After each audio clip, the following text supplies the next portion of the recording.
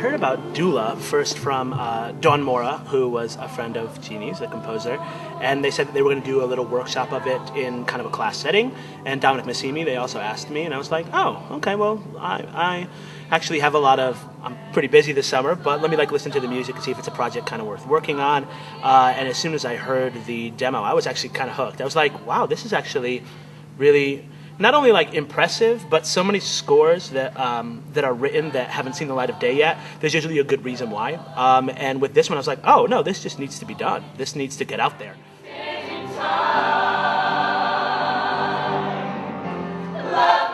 Some of the musical challenges of doing DULA really just came in the fact that a lot of these singers, it was unknown territory for them. They're really good at listening to a cast recording and being like, oh, okay, I'm starting to understand where this is, and doing some imitation, doing some copying. But it was challenging to really create this new piece for them and to find out, okay, well, this is probably not the fullest cast that we would use if we did this on a professional scale. So figuring out who's going to double where. But also there weren't too many challenges because the music kind of spoke for itself a little bit.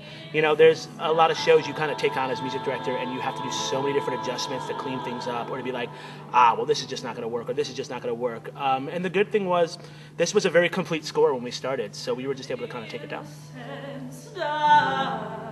DULA, in terms of musical style and the way that it kind of compares to things I've worked on, what's great is I've been really blessed to have worked on a lot of shows, in things like the musical Tin Types, which explores the music of the turn of the 20th century and the 19th century, and it's really kind of anything to extremely contemporary stuff, a lot of the Sondheim stuff, a lot of things that, take place in the 1700s, 1600s.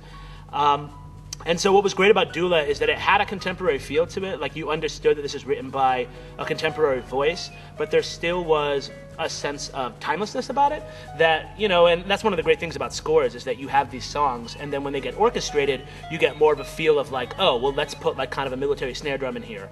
Let's do a little bit more with a fife because, here we are back in these times. But what's great about this music is it's very timeless. And so we were able to, put more of a style behind it as we're finally putting it on its feet.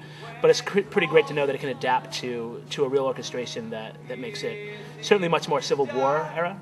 And that's what I liked about it. Battles won. I long for another time spent with family and friends.